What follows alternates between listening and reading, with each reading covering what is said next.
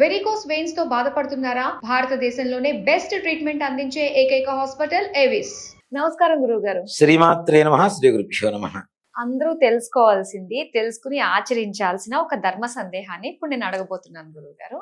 అసలు ఇంట్లో ఆడవాళ్ళు ఎలా ఉంటే ఆ ఇంట్లో లక్ష్మీదేవి స్థిరంగా ఉంటుంది? మంచి మాట నాన్న. ఇప్పుడున్నటువంటి వాళ్ళు కాబోయే ఇల్లాలులు ఆడపిల్లలు ఎవరైతే పెళ్లి చేసుకోవాల్సిన వాళ్ళు ఉన్నారో వాళ్ళు కూడా తెలుసుకోవాల్సినటువంటి మంచి విషయం ఇది. ఇంట్లో ముఖ్యంగా చాలా మంది ఏం చేస్తాం, మనం లేచి ఫస్ట్ బెడ్ కాఫీ పెట్టుకొని తాగి తర్వాత ఇల్లంతా శుభ్రపరుచుకొని ఇల్లు తుడుచుకొని బట్టలు ఉతుక్కొని వంట చేసుకొని స్నానం చేస్తున్నారు ఇప్పుడున్నటువంటి ఆడవాళ్ళంతా. అవునా? అవును. అసలు రోగాలు అక్కడి నుంచి పుట్టుకొస్తాయి. అందరికీ రోగాలు పుట్టుకొచ్చేది ఎక్కడి నుంచి అంటే అక్కడి నుంచి. పొద్దున్నే లేచి దంతధావనం చేసుకొని చక్కగా బ్రష్ చేసుకొని స్నానం చేసిన తర్వాత చేయవలసినటువంటి పనులు ఇవన్నీ కూడా. ఇల్లు చిమ్మటం కానీ ఇవన్నీ అంటే డస్టీగా ఉంటాయి కదా, అందువల్ల మనం ఇవన్నీ చేసిన తర్వాత స్నానం చేద్దామని చాలామంది అనుకుంటున్నారు. ఇంకాస్త క్రిమికీటకాదుల్ని ఒంటి మీదకి ఒంటిలోకి ఇంకాస్త ఎక్కువగా పెంచుకోవడమే ఇప్పుడు చేస్తున్నటువంటి పరిస్థితి. రాత్రంతా పడుకుంటాం, ఒక బ్యాక్టీరియా అనేది మన బెడ్ మీద కావచ్చు, మన కప్పుకున్న దుప్పటి మీద కావచ్చు, ఇవన్నీ కూడా మన ఒంటి మీదకి వస్తూ ఉంటాయి. బ్రష్ కూడా చేయకుండా వెళ్ళి కాఫీ పెట్టుకొని తాగి ఆ తర్వాత ఎప్పుడో బ్రష్ చేసుకొని అవే బట్టలతో వంట చేస్తూ ఉంటే ఈ బ్యాక్టీరియా మొత్తం వంటలోకి పోతుందా పోదా? అది తిన వాళ్ళందరూ రోగాలు పాలవుతారా? అవునా? కాబట్టి మొట్టమొదటిగా ఇల్లాలకు ఉండాల్సినటువంటి లక్షణం ఏంటంటే తెల్లవారుజామున లేవటం. అంటే బద్ధకం లేకుండా ఉంటే శరీరం సంపూర్ణంగా ఆరోగ్యంగా ఉంటుంది. ఆడవాళ్ళకి జిమ్లకు వెళ్లాల్సిన అవసరం లేదు. ఒక మాట చెప్పాలంటే ఇల్లే పెద్ద జిమ్. గృహమే కదా స్వర్గసీమ అనేటువంటిది ఆడవాళ్ళకి చెప్పాల్సిన అవసరం కూడా లేదు. మనం లేచి స్నానం చేసిన తర్వాత ఇల్లు చిమ్మడం ఒక వ్యాయామం అవుతుంది, ఇల్లు తడిబట్టతో తుడవడం ఒక వ్యాయామం అవుతుంది, వంట చేయటం, కూర్చొని కూరగాయలు తరగడం. ఇప్పుడు ఏంటి, గ్యాస్ స్టవ్ చక్కగా పైన ఇది ఉంటుంది, అక్కడే టక్క టక్క టక్క కూరగాయలు తరగడం కదా. కానీ పూర్వకాలం ఏం చేసేవాళ్ళు, కింద కూర్చొని చక్కగా కత్తిపీట పెట్టుకొని చక్కగా తరిగేవాడు. అక్కడ వాళ్ళకి బ్యాక్ బోన్ కావాల్సినటువంటి ఇవన్నీ కూడాను ఏవైతే వ్యాయామాలు ఉన్నాయో అవన్నీ కూడా అయిపోతుంటాయి. ముగ్గు వేస్తూ ఉంటారు, ముగ్గు వేయటం కూడా కూర్చొని ఒక రకమైనటువంటి భంగిమలో కూర్చొని ముగ్గు వేస్తూ ఉంటారు. అప్పుడు కూడా బాడీలో ఉండేటువంటి ఆరోగ్యాన్ని పెంపొందించుకోవడానికి. ఇవన్నీ ఎవరైతే మామూలు స్నానం చేయకుండా చేస్తారో వాళ్ళ ఇంట్లో రోగాలు తప్పనిసరిగా పెరుగుతూనే ఉంటాయి. స్నానం చేయకుండా చేస్తే ఇల్లాలకు ఉండాల్సినటువంటి లక్షణం ఏంటి, పొద్దున్నే స్నానం చేయటం, తర్వాత ఏ పనైనా చేసుకోవడం. అలాగే ముఖ్యంగా బొట్టు లేకుండా భర్తకి కనపడకూడదు. అసలు అంటే బొట్టు లేకుండా అసలు ఎవరు ఉండకూడదు అని చెప్తాం. అవునా? బొట్టు లేకుండా సాక్షాత్ మనకు కనబడేటువంటి దేవతలు కొంతమంది ఉన్నారు నాన్న. తల్లి, తండ్రి, గురువు, సూర్యుడు, చంద్రుడు, భూమి, ఆకాశం, అగ్ని. ప్రతినిత్యం అగ్ని ఆడవాళ్ళ చేతిలోనే ఉంటుంది కదా, వంట చేస్తుంటారు కదా. ఆ అగ్ని వెలిగించేటప్పుడు బొట్టు లేకుండా వెలిగిస్తే అదే మనకు పర్మనెంట్ అవుతుంది కదా, ఆ స్థాయి. ఇంట్లో భర్త అనారోగ్యం వస్తుందా రాదా? అవునా? మరి దీర్ఘ సుమంగళిగా ఉండాలి, భర్త బాగుండాలని కోరుకునేటువంటి వాళ్ళు రాత్రి పెట్టుకున్న బొట్టు ఎక్కడ పోతుందో తెలియదు. మొహం కడుక్కున్నప్పుడు కూడా కడుక్కొని వచ్చేస్తారు, స్టవ్ వెలిగిస్తారు. అలా బొట్టు లేకుండా మన మనస్సు ఏదైతే ఉంటుందో అది చేస్తే అదే పని అవుతుంది అని మనం నమ్ముతున్నప్పుడు భగవంతుడికి మనం ఏ విధంగా ప్రారంభిస్తున్నాం పూజ, అదే విధంగా ఫలితం కూడా వస్తుందని మనం నమ్మాలి కదా మరి. కాబట్టి అగ్నిదేవుని మొట్టమొదటి గ్యాస్ స్టవ్ ఏ స్టవ్ అయినా కావచ్చు, ఏ పొయ్యైనా కావచ్చు, వెలిగించేటప్పుడు బొట్టు లేకుండా వెలిగిస్తే ఎలా ఉంటుంది? అందుకని పూర్వకాలంలో చక్కగా స్నానం చేసి బొట్టు పెట్టుకున్న తర్వాత పొయ్యి దగ్గరికి వెళ్ళేవాడు. ఇప్పుడు లేదు, కానీ ప్రతి నిత్యం కూడా పొయ్యికి దండం పెట్టుకొని ప్రారంభించేవాడు పూర్వకాలంలో తప్పనిసరిగా. అవునా? అక్కడ స్టవ్ కానివ్వండి, ఇప్పుడు స్టవ్ క్లీన్ చేసుకుంటున్నాం, కానీ పూర్వకాలంలో ప్రతి పండక్కి కూడాను చక్కగా కట్టెల పొయ్యి ఉండేది నాన్న. అప్పట్లో ఈ కట్టెల పొయ్యికి రాళ్ళు ఉండేవి కదా, రాళ్ళకి చక్కగా పసుపు పూసి బొట్లు పెట్టేవాడు. మనం పెట్టేటువంటి పాత్ర కూడా ఏదైనా ప్రసాదం, దేవుడికి పాత్ర ప్రసాదం వండుతున్నా దీన్ని కూడా చక్కగా పసుపు పూసి బొట్టు పెట్టేవాడు. కానీ అది వింటుంటేనే ఎంత పాజిటివ్ గా అనిపిస్తుందో కదా. మరి ఇప్పుడు అవన్నీ లేకుండా చేస్తూ ఉంటే మన ఇంట్లో ఆరోగ్యం ఏం బాగుంటుంది? ఆరోగ్యమే కదా మహాభాగ్యం. ముఖ్యంగా అది బాగుండాలి కదా. ఇంట్లో భర్త బాగుండాలి, పిల్లలు బాగుండాలి, మనం బాగుండాలి. కాబట్టి స్నానం చేసి బొట్టు పెట్టుకున్న తర్వాత స్టవ్ దగ్గరికి వెళ్ళటం అనేది జరగాలి. అలాగే కొంతమంది రాత్రిపూట తినేసి ప్లేట్లు గిన్నెలు మొత్తం షింక్లో పడేసి అవునా, అలా ఉండడం కూడా అలక్ష్మినే. దాంట్లో శాస్త్రాల అక్కర్లేదు, ఏమక్కర్లేదు నాన్న, ఏం చదువుకోవాల్సిన అవసరం కూడా లేదు. అంట్లో మొత్తం దాంట్లో పడేస్తే దాని మీద ఉండేటువంటి బ్యాక్టీరియా మొత్తం వండుతున్న గిన్నెల మీద పడుతుంటే ఇంకేముంటుంది చెప్పండి, అవునా? దాని మీద వాలిన ఈగలు, దోమలు, చీమలు అన్నీ కూడాను ఇల్లంతా వ్యాప్తి చెందుతూ ఉంటే మనం వండేటువంటి పదార్థాల్లోకి వెళ్ళిపోతుంటే మనకు రోగాలు వస్తాయి కదా.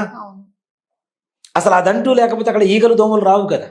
ముఖ్యంగా దానివల్ల కూడా హెల్త్ ప్రాబ్లమ్స్ వస్తున్నాయి. కాబట్టి ముందు రోజు ఏదైతే ఉంటాయో రాత్రికి రాత్రి మొత్తం క్లీన్ చేసుకుంటూ చక్కగా పడుకోవడం అనేది ఉత్తమమైనటువంటి లక్ష్యం. ఇంట్లో తోమకుండా ఉండేటువంటి అంట్ల గిన్నెలు మాత్రం ఏమీ ఉండకూడదు. ఇల్లారు చేయవలసినటువంటి పనులు ఇవన్నీ కూడా. అంతేకాకుండా ఇంట్లో చాలా మంది నాన్న పనికిరాని చెత్త మొత్తం తోడు పెట్టుకుంటుంటారు. పావలా కవరు, 25 NP కవరు, అదేదో పెద్ద కోహినీరు వజ్రంలాగా దాచిపెట్టుకుంటుంటారు ఇంట్లో. ఆ కవర్లు తీస్తే మొత్తం కంపు కొడుతూ ఉంటాయి. కవర్లు, తాగేసి పడేయాల్సిన వాటర్ బాటిల్స్, అలాగే న్యూస్ పేపర్స్, మహా గట్టిగా అమ్మితే 50 రూపాయలు రావు. బయట కూడా ఒక వాటర్ బాటిల్ రాదు గట్టిగా. ఎయిర్పోర్ట్లో కొంటే 170 రూపాయలు 200 రూపాయలు ఉన్నాయి వాటర్ బాటిల్స్ కూడా, అవునా? బయట కొన్నా కూడా 20 రూపాయలు ఉందిగా. ఆ పేపర్లో నెల మొత్తం దాచిపెట్టి అమ్మినా కూడా 20 రూపాయలు వస్తాయి మహా అయితే. దానికోసం ఎవడన్నా పేపర్లు పక్కన పడేస్తే అమ్మో ప్రాణం పోతుందన్న, ఇంట్లో ఉన్న లక్ష్మి మొత్తం దాంట్లోనే ఉంది అంటే ఫీల్ అవుతూ ఉంటారు. ఇలాంటి చెత్త, పగిలిపోయిన అద్దాలు ఇంట్లో ఉంచుకోవడం, ఇవన్నీ క్లీన్ చేయాల్సిన పరిస్థితి ఎవరిది? ఇంట్లో ఇల్లాలదే కదా చూసుకోవాల్సిన పరిస్థితి. అలాగే పిల్లల్ని, ఇంట్లో వాళ్ళని చీటికి మాటికి తిడుతూ ఉంటారా. ఎలా అంటే నువ్వు చస్తే బాగుంటుంది, నువ్వే పెద్ద దరిద్రం, నేను నోరు పడిపోను, నీ కాలు పడిపోను, ఇట్లాంటి పిచ్చి పిచ్చి మాటలు మాట్లాడుతుంటారు. ఇంటి ఇల్లాలే ఆదిలక్ష్మి, మహాలక్ష్మి, గృహలక్ష్మి అని నమ్ముతున్నటువంటి మనం ఆమె నోట్లోంచి వచ్చే ప్రతి మాట నిజమవుతుందని ఎందుకు నమ్మకూడదు మనం కదా? అలా మాట్లాడకూడదు కదా. ఇంట్లో పాజిటివ్ వైబ్స్ రావాలంటే ఆవిడ పాజిటివ్గా ఉండాలి. ముఖ్యంగా ఆవిడ మైండ్ పాజిటివ్గా ఉంటే ఇంట్లో ఉండేదంతా పాజిటివ్గానే ఉంటుంది. ఇప్పుడు శుక్రవారం వరలక్ష్మి వ్రతం చేసుకుంటే లక్ష్మీదేవి వస్తుంది వస్తుంది వస్తుంది బాగా చేద్దాం, అబ్బో ఆర్భాటం పెట్టి చేస్తాం. ఆ వ్రతంలో ఉన్నటువంటి నిజాయితీ, నీతి మాత్రం మనం తీసుకోం. అక్కడ వరలక్ష్మీదేవి చారుమతి అమ్మవారికి కల్లో ఎందుకు వచ్చింది? అత్తమామల్ని సేవ చేస్తుంది, భర్తని ప్రేమగా చూసుకుంటుంది, ఇంటిని చక్కగా చూసుకుంటుంది. కాబట్టి లక్ష్మీదేవికి ఆవిడంటే ఇష్టం కలిగి ఆవిడ కలలో కనబడి ఫలానా వ్రతం చేసుకో, ఫలానా రోజున అంతా మీకు లక్ష్మీదేవి అనుగ్రహిస్తుందని చెప్పి సాక్షాత్ లక్ష్మీదేవి కలలో వచ్చి చెప్పింది కదా. అక్కడ వరలక్ష్మి వ్రతం చేసుకుంటే డబ్బులు రావు మనకి. చారుమతి ఏ విధంగా అయితే జీవనం గడిపిందో ఆ విధంగా గడిపితే మనకు డబ్బులు వస్తాయి. దాంట్లో నీతి తీసుకోం మనం. ప్రతి వ్రతం మనం చేస్తున్నాం, దేవుడికి చేస్తే డబ్బులు వస్తుందని చెబుతున్నాం. కానీ ఆ దేవుడు ఎలా చెయ్యమన్నాడు, దాంట్లో ఉండేటువంటి ఆ కథల్లో ఉండేటువంటి నీతి ఏంటో తెలుసుకుంటే మనకు బాగుపడతాం మనం. కాబట్టి లక్ష్మీదేవి అనుగ్రహం ఇంట్లో ఉండాలి అంటే ముందు ఫస్ట్ ఇంటి ఇల్లాలు పాజిటివ్గా ఉండాలి.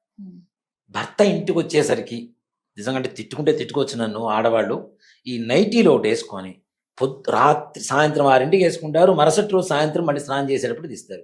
పగలంతా కూడా స్నానం చేయని మహాతల్లులు కూడా ఉన్నారు కొంతమంది. నిజంగా నేను చెప్తున్నా, చాలా మంది నేను చూస్తుంటా కాబట్టి చెప్తున్నాను. పొద్దున స్నానం కూడా చేయరు. సాయంత్రం సమయానికి పనంతా అయిపోయిన తర్వాత తిని కడుపు నిండా ముందు పొట్ట పూజ చేసి ఆ తరువాత 4:30-5ంటికి స్నానం చేసి అప్పుడు ఫ్రెష్ అవుతారు.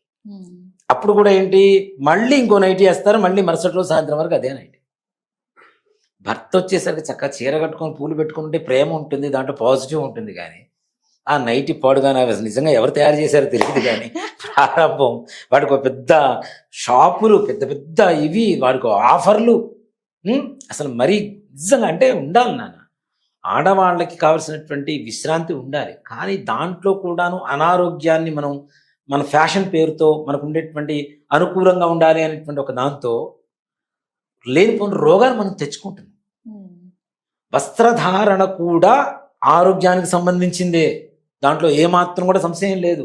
మగవాడు పంచె కట్టుకోవాలి, ఇలాంటి బట్టలు వేసుకోవాలి, ఆడవాళ్ళు ఇలాంటి బట్టలు వేసుకోవాలి. ఎందుకు అంటే అది కూడా మన శరీరంలో ఉండేటువంటి ప్రతి అవయవం మీద ప్రభావం చూపిస్తుంది. కాబట్టి తప్పనిసరిగా వస్త్రధారణ అనేటువంటిది కూడా తప్పనిసరిగా ఆడవాళ్ళకి మంచి ఇది.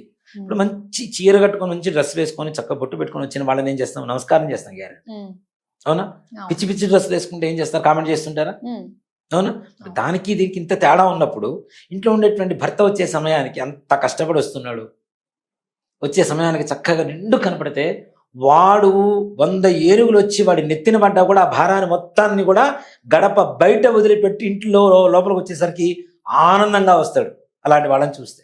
కదా. ప్రెసెంట్ ఉన్న రోజుల్లో ఆడవాళ్ళు మగవాళ్ళు ఇద్దరు కూడా వెళ్ళిపోతున్నారు, ఏ టైంకి వస్తారో వాళ్ళకే తెలియదు అన్నట్టు. తెలియట్లేదు. కానీ అట్లా ఉన్న వాళ్ళ పరిస్థితి మనం ఏం చెప్పలేము కూడా, చేయలేము. నిజంగా చెప్పలేము. దేనికంటే వాళ్ళని అంటే వాళ్ళకున్న ఉద్యోగ ధర్మాన్ని మనమేం మాట్లాడలేం.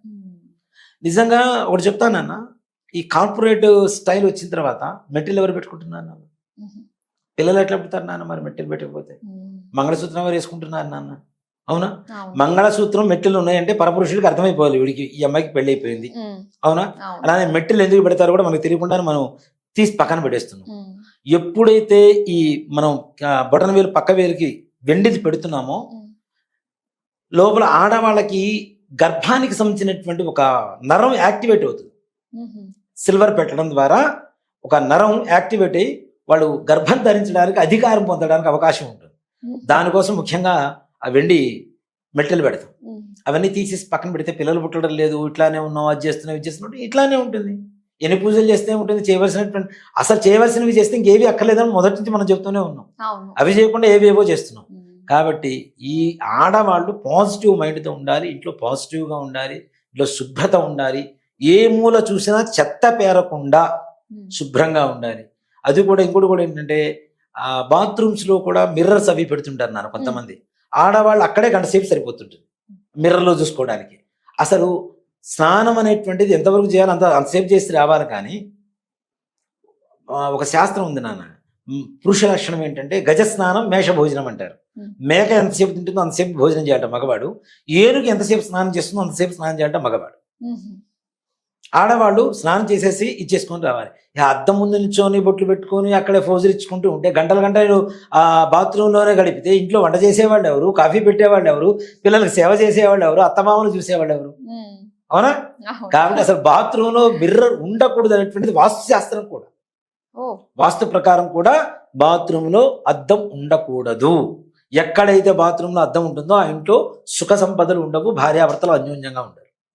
ఓకే, ఇప్పుడు చాలా మందికి తీసేసే టైం వచ్చింది మాటలు విని. తప్పనిసరిగా తీసేయాలి. ఇప్పుడు పెద్ద పెద్ద మిర్రర్స్ పెడుతున్నారు. అవును, అవునా? అవునండి. అస్సలు ఉండకూడదు నాన్న, బాత్రూంలో మిర్రర్స్ ఉండకూడదు, వాస్తు శాస్త్ర ప్రకారం కూడా ఉండకూడదు. కాబట్టి తప్పనిసరి అవి కూడా తీసేయండి. ఆడవాళ్ళు ఎప్పుడు పాజిటివ్ మైండ్తో ఉండండి, చక్కగా బొట్టు పెట్టుకొని ఉండండి. ఆ బొట్టే మీకు శ్రీరామ రక్ష. మీరు కట్టుకునేటువంటి విధానం, చీర కావచ్చు, డ్రెస్ కావచ్చు, ఏదైనా మంచిగా శుభ్రంగా పరిపూర్ణంగా ఉంటే ఇంట్లో స్నానం చేసిన తర్వాత ఇవన్నీ చేయవలసినటువంటి కార్యాలని మనం అన్ని కార్యాలు చేసే ఎప్పుడో తర్వాత స్నానం చేస్తున్నాం, అది కూడా కరెక్ట్ కాదు. వాటి వల్ల రోగాలు వస్తాయి. కాబట్టి ఇల్లాలు ఉండవలసినటువంటి విధానంలో అన్ని ప్రతి ఒక్కటి కూడాను మనం ఆలోచన మంచిగా ముందుకు వెళ్తూ ఉంటే ఇల్లంతా కూడా మంచిగా వెళ్తుంది. అంతే. మీరు చెప్పింది ఏంటంటే పెద్దగా అమ్మ బాబాయ్ కొండలు ఎత్తాలి, బండలు మోయాలి అన్నట్టుది కాదు. చిన్న చిన్నవి మనం చిన్న విధానాలు పాటించినట్లయితే సరిపోతాయి. మనం రోజు చేస్తున్న దాంట్లో చిన్న చిన్న మార్పులు చేసుకుంటే చాలు. కరెక్ట్. అంతే గురువు గారు, చాలా చక్కగా తెలియజేసినందుకు ధన్యవాదాలు. శ్రీమాత్రే నమః. శ్రీ గురు.